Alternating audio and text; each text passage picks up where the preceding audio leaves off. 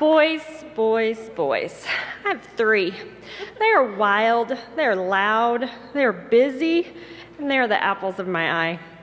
If you look at my Facebook page, you would think they are the most brilliant, caring, compassionate beings on this earth.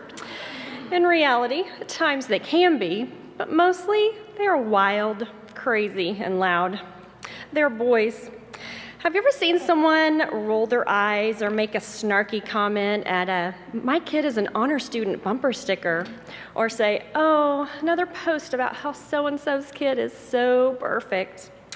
People don't want to air their dirty laundry, so to speak. They focus on the good in their lives. My husband and I, we call it the Wheel of Fortune family. We are guilty of pausing Wheel of Fortune just before the finalist introduces their family and make up terrible, but probably sometimes more realistic things for people to say about their seemingly perfect families. Just once, when introducing their family, wouldn't you love the contestant to say, "Pat, I have with me my husband, William. He's in a dead-end job that he hates. I also have with me my son, Johnny. He's a mediocre student at best." Can't you just picture Pat Sajak's face? It would be priceless. But people never say those things. Everyone, deep down, prefers the happy family, despite their eye rolls and snarky comments. My boys, they're certainly not the perfection I portray them to be on Facebook. My family knows they're not perfect. Our last name is Fenstermaker. When our boys were little, my family used to announce upon arrival at family gatherings, "The Fenster monsters are here." Now, don't think bad of my family. I started the nickname, but it did kind of stick. This past Christmas, my cousin's girls spent an evening with us, Cheyenne and Harley. They're tea party princess type girls. Now, at my house, there are no tea parties and there are no tiaras.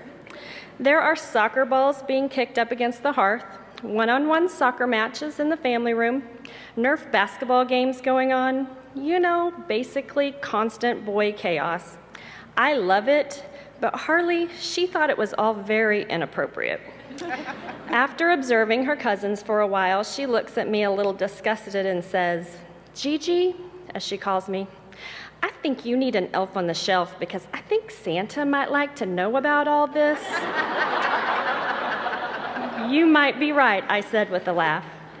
Another time, when the boys were young, we were entering church just ahead of our sweet pastor's wife, Denise, and their daughters, Marguerite and Mackenzie.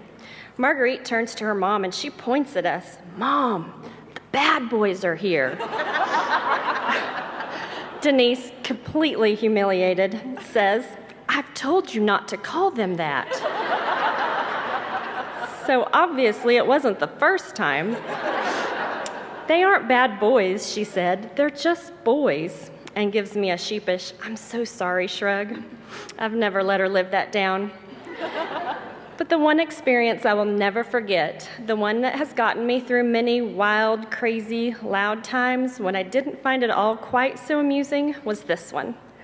The boys and I had gone to visit my mom one day when they were young. They had been ornery, they had tested more than a few limits in front of Grandma, and flat out ignored me when I said it was time to clean up the toys and head home.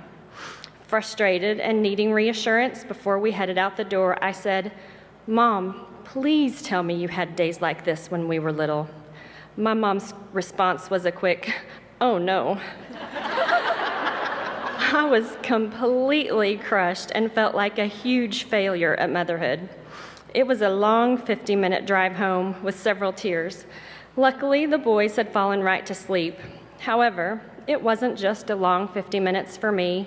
It was a long 50 minutes for my mom. Upon arriving home, the phone rings, and my mom says, "Oh, baby, I am so sorry. Of course I had days like that when you guys were little, but those aren't the memories that stick with you. The good, happy, wonderful days, those are the ones that stick with you.